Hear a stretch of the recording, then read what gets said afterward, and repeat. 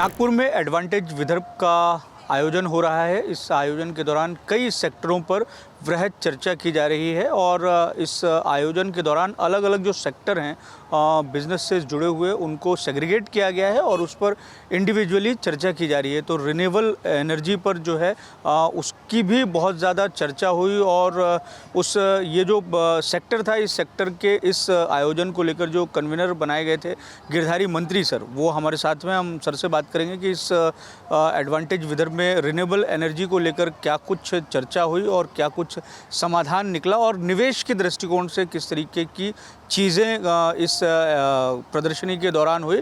और सर जो है एडवांटेज विदर्भ का ये जो पूरा का पूरा आयोजन है उसकी जो कार्य समिति है उसमें उपाध्यक्ष पद की भी जिम्मेदारी निभा रहे हैं। और इसके साथ आज ही जो है रविवार को अंतिम दिन प्रदर्शनी के इंडस्ट्री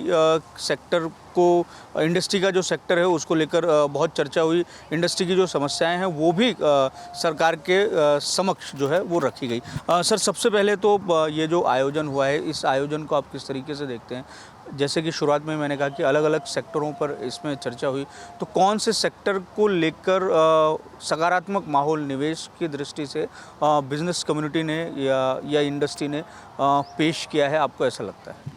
सर्वप्रथम नमस्कार। एडवांटेज विदर्भ के पीछे की भावना तो नितिन जी की थी ही। जैसे और महोत्सव करते हैं नितिन जी, सांस्कृतिक का माहौल हो या क्रीड़ा का माहौल हो या एग्रीकल्चर हो, इन सब पर तो वो करते ही है। तो उनके मन में ये आया कि हमारे उद्योजक यहाँ क्यों नहीं ग्रो हो सक रहे, और विदर्भ हमेशा पिछड़ा माना जाता था। तो इसलिए इस दृष्टि से इस पूरे एडवांटेज विदर्भ का आयोजन किया जाएगा। और इसकी जो समिति है उस समिति के अंदर में ऐसा लिया गया कि इसमें कोई राजनीतिक तरीका कुछ नहीं रखा है। इसमें किसी भी पॉलिटिकल पार्टी के लोगों को यहाँ पर प्रवेश है, कोई भी पॉलिटिकल पार्टी का है उस पर स्टेज है। इस तरीके से उन्होंने इसको भिन्नता, मतलब कि राजनीतिक प्लेटफॉर्म नहीं है ये, लेकिन एक प्लेटफॉर्म जो राजनीतिक पटल पर कई पॉलिसीज़ के लिए और बाकी चीज़ों के लिए जैसे लगता है, तो हम एक मीडिएटर है कि सारी एसोसिएशंस वैसे ये सब चीज़ों का काम करती ही है, अपनी समस्याओं के लिए जूझती है एसोसिएशन सरकार के और बाकी सब लोगों के माध्यम से। लेकिन ये एक एसोसिएशन है जो मीडिएटर है, कि फैसिलिटेटर का काम करेगी, ऐसा उन्होंने हमें दिशा निर्देश दिया है नितिन जी ने। और अभी ये आयोजन हमारा दूसरा आयोजन है।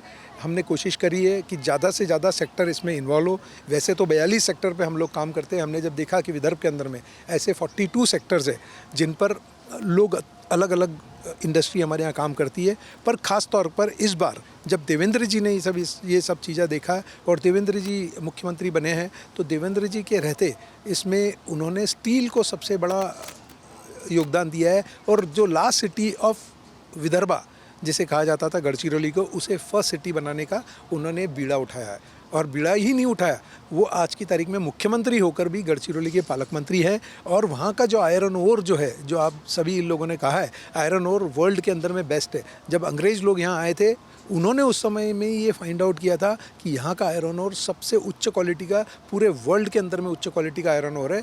लेकिन हम उसको कभी भी अभी तक के माइनिंग नहीं कर पा रहे थे। लेकिन देवेंद्र जी के नेतृत्व में, नितिन जी के नेतृत्व में उसमें कई बदलाव हुआ, सुधारना हुई। और साथ ही साथ हमें एक लॉयड स्टील के नाम से प्रभाकरण जी, उन्होंने इसका इनिशिएटिव लिया।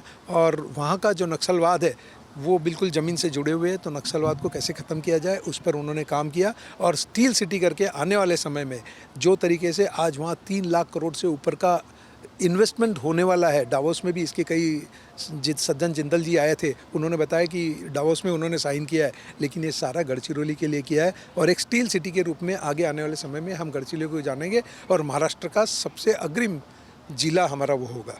तो ऐसा लगता है कि स्टील के अंदर में जो हमारे यहाँ पर विलुप्त हो गई स्टील इंडस्ट्री, स्टील हमारे यहाँ बनता था, लेकिन चूँकि थोड़े थोड़े समय के बाद में हमारे यहाँ से इंडस्ट्री घटते चलेगी और हमारे यहाँ का व्यापार सारा छत्तीसगढ़ शिफ्ट हो गया, उस पर काम शुरू है। रिन्यूएबल एनर्जी पर क्या कुछ चर्चा हुई, उसको लेकर क्या कुछ जो है माहौल विदर्भ में बनता हुआ दिखाई देता है? देखिए, रिन्यूएबल एनर्जी में मेजर जो आज की तारीख में जो फोकस है वो है सोलर पर। ये प्रधानमंत्री जी की खुद की अपनी सोच है, उनको रिन्यूएबल में कन्वर्ट करना है। मोदी जी के नाम पर, मोदी जी ने प्रधानमंत्री के नाम पर एक हर घर के अंदर में कैसे बिजली की कीमत कम हो, ऐसा ये सोचकर पीएम सूर्य घर योजना की शुरुआत की। अब वो पीएम सूर्य घर योजना की शुरुआत करने का मतलब ये था कि कम से कम 300 यूनिट बिजली वो स्वतः अपनी खुद की प्रोड्यूस करे।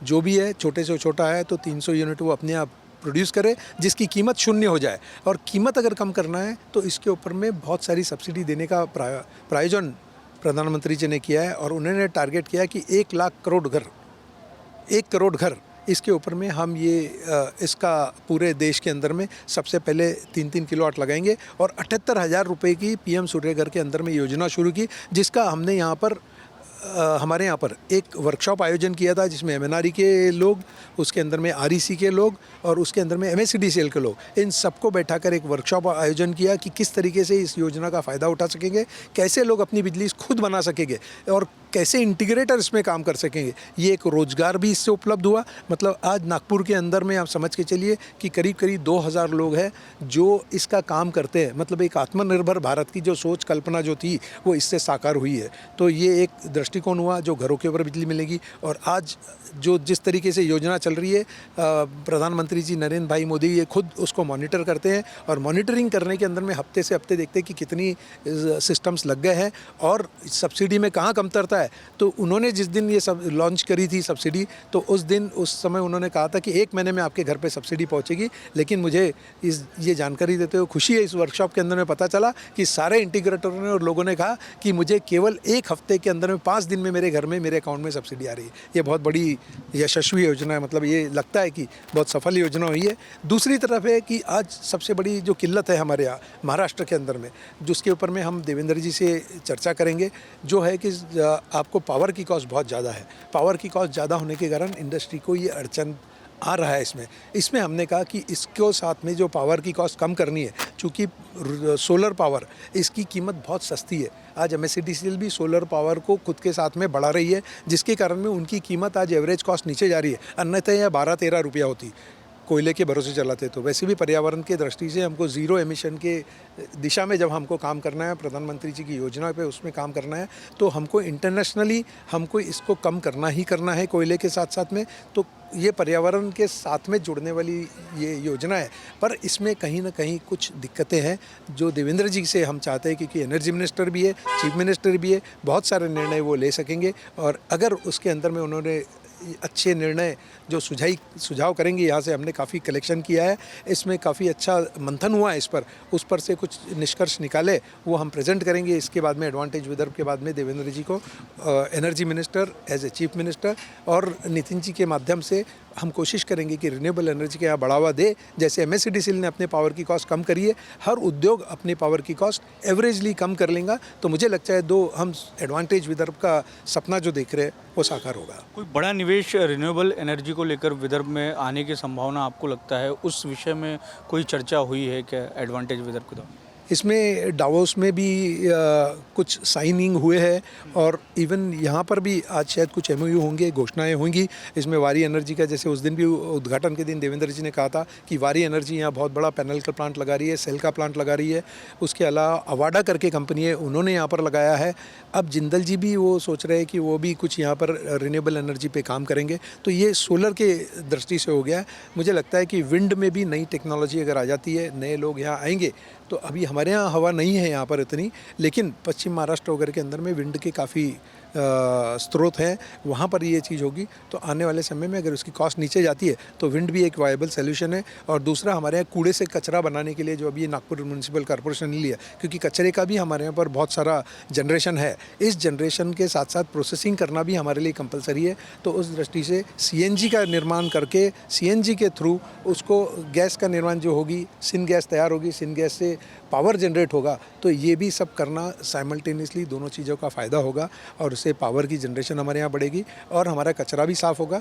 तो स्वच्छ भारत का भी ये एक हमारे एक अच्छा सा एक इनिशिएटिव है। और मुझे लगता है आने वाले समय में नितिन जी उसके अंदर में जो भी अड़चन है वो दूर कराएंगे और नई टेक्नोलॉजी यहाँ आएगी। तो मुझे लगता है सब लोगों को इसका, पूरे समाज को फ़ायदा होगा।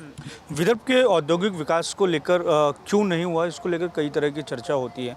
एक सबसे बड़ी बात यह है कि औद्योगिक पिछड़ेपन को लेकर कई तरह के जो कारण जिम्मेदार हैं, उनमें एक ये भी है कि विदर्भ जैसे इलाके में सरकार का जिस तरीके से उद्योगों को सहायता मिलनी चाहिए थी या जो फैसिलिटीज़ होनी चाहिए थे वो नहीं हुआ। लेकिन इस दौरान दौरान हम देख रहे हैं कि ये जो एडवांटेज विदर्भ का कार्यक्रम हो रहा है उसमें उद्योग क्षेत्र के लोग भी एक साथ हैं, जो नीति निर्धाता है, जो एडमिनिस्ट्रेशन के जो अधिकारी हैं वो भी यहाँ पर मौजूद है। एक फोरम में वो चर्चा कर रहे हैं। आज भी इंडस्ट्री को लेकर चर्चा हुई, विदर्भ की इंडस्ट्री को लेकर वो किस तरीके की चर्चा हुई और इस तरीके के आयोजन से औद्योगिक विकास को और ज़्यादा बल मिले, इसको लेकर क्या कुछ फ़ायदा निकलता है, इसके बारे में अगर आप बता पाएँ। देखिए, विदर्भ का औद्योगिकरण नहीं हुआ, विदर्भ पिछड़ा है, ये कहने वाले कौन लोग हैं? ये कहने वाले हम ही लोग हैं। हम बाहर जाते हैं और कोई हमसे कहता है कि नागपुर कैसा है, तो हम बोलते हैं नागपुर में बहुत गर्मी है। आज आप देखेंगे वातावरण की दृष्टि से सभी तरफ गर्मी है, वातावरण कोई ऐसा नहीं है कि अनुकूल नहीं होगा, लेकिन बदनाम करने के लिए हम खुद जिम्मेदार हैं। तो ये हमारी मानसिकता बदलनी पड़ेगी। दूसरा एक तरफ है कि हम ये कहते हैं कि विदर्भ में औद्योगिकरण नहीं हुआ है, लेकिन पिछली बार जब हमने पहला एडवांटेज विदर्भ किया था तब हमने ऐसे कई इंडस्ट्रीज़ को ढूंढा। हल्दीराम हमारा ब्रांड है, ऐसी सक्सेस स्टोरीज हमने ढूंढी, केवल नागपुर में ही नहीं, केवल हल्दीराम ही नहीं, हमारे यहाँ पर विठोबा एक ब्रांड है। मैं बुल्ढाना गया था, बुल्ढाना के अंदर मैंने देखा चंद्रयान को सप्लाई करने वाले क्लॉथ तक ये बुल्ढाना के अंदर में बने हैं। तो हम सोच सकते हैं कि हमारा स्तर क्या है। गढ़चिरौली जैसे क्षेत्र के अंदर में अगर कोई आइसक्रीम बना रहा है तो ये भी ऐसा नहीं है कि हमारे उद्योजक नहीं है, लेकिन हम अपने आप को ही बदनाम कर रहे हैं। ये वाला मेरा कहना है कि इस चीज़ को हमने थोड़ा सा हमारे को विदर्भवासियों को अपने आप को प्रमोट करना पड़ेगा। केवल एडवांटेज विदर्भ कर लेने से हमारी मानसिकता चेंज नहीं होगी, लेकिन हम ये लोगों के सामने लाना चाहते हैं कि हमारे यहाँ सक्सेस स्टोरीज़ है, हर ज़िले में सक्सेस स्टोरीज़ है और हर ज़िले में एक एक। और हमने एक एडवांटेज विदर्भ के नाम से एक सक्सेस स्टोरीज़ की एक पुस्तक पिछली बार उसका विमोचन किया था, जिसमें हमने ऐसी करीब 25 स्टोरीज़ दिखाई है। ऐसे हमारे पास में स्टार्टअप भी ऐसे है कि कई आज उभरता हुआ क्षेत्र है, में आज आईटी क्षेत्र उभरता हुआ है जो सबसे फास्ट ग्रोइंग है। ऑलमोस्ट हमारे यहाँ सारी वर्ल्ड की 5 बड़ी कंपनियाँ हमारे यहाँ है। तो इस तरीके का माहौल हमारे यहाँ आईटी के अंदर में भी है। स्टार्टअप के अंदर में पिछली बार हमारा स्टार्टअप था तो हमने देखा कि स्टार्टअप गढ़चिरौली से भी स्टार्टअप आया है और उस स्टार्टअप को फंडिंग भी हुई है एडवांटेज विदर्भ में। इस बार भी देखते हैं कि कोई नया फंडिंग आगा है। मतलब हमारी सोच को, हमारी मानसिकता को कि हमें कहीं पॉलिटिकल हो सकता है कि पुराने समय में हमारे तरफ ध्यान नहीं दिया गया, हमारे यहाँ से नेतृत्व नहीं था, लेकिन आज हमारे पास सक्षम नेतृत्व है। नितिन जी है, देवेंद्र जी है और बाकी भी और यहाँ विदर्भ के नेता सारे हैं। तो ये हमारे पास सक्षम नेतृत्व है। तो मुझे नहीं लगता कि ये वाली किसी बात की, अगर आप हिम्मत से सामने आएंगे, कोई प्रोजेक्ट आप सुझाएंगे, कई एमओयू साइन होंगे और वही देखते हुए आज बड़े बड़े निवेश के लिए लोगों के ऑफर आ रहे हैं और वो यहाँ पर निवेश करना चाहते हैं। तो ये पॉजिटिव साइन है और यही लगता मुझे एडवांटेज विदर्भ के माध्यम से सब तक हम लोग पहुँचे हैं। तो वाकई में ये सब चीज़ का आपका मीडिया का बहुत साथ रहा है कि मीडिया ने इसको प्रचार प्रसार दिया है, जिसके कारण लोगों तक हम पहुंच सके हैं और लोगों के अंदर में मानसिकता बदली है। कई लोग बाहर से भी आए हैं तो उन्होंने जब पहली बार नागपुर में आकर देखा तो वो चमत्कारिक रह गए कि नागपुर कैसा था आज से 25 साल पहले और आज इसमें क्या बदलाव आया है। और इंफ्रास्ट्रक्चर देखने के बाद में उन्होंने कहा कि वाकई में हमारे दिमाग में कुछ और था लेकिन नागपुर कुछ और है। तो ये सारी जो नितिन जी की, देवेंद्र जी की और मोदी जी ने जो प्रधानमंत्री के रूप में जो हमारे यहाँ से हमारे हाथ मजबूत किए, मुझे लगता है बहुत सक्षम हो गए हम लोग। अब हमारे को करना है कुछ उस दिशा में। अगर सब लोग मिलकर कुछ करेंगे तो मुझे नहीं लगता कि ये जो ठप्पा है हमारे ऊपर बैकवर्ड क्लास का, ये निकल जाएगा। आने वाले दिनों में धीरे धीरे करके और ज़्यादा इसमें जो है वो व्यापक बदलाव होंगे। धन्यवाद सर हमसे बात करने के लिए। तो ये थे गिरधारी मंत्री, एडवांटेज विदर्भ की जो आयोजन समिति है उसके आप उपाध्यक्ष हैं और क्या कुछ इस आयोजन के दौरान हुआ उसकी जानकारी उन्होंने हम तक दी। वीडियो जर्नलिस्ट लोकेश मोहिते के साथ दिव्येश द्विवेदी, यूएसएन न्यूज़, नागपुर।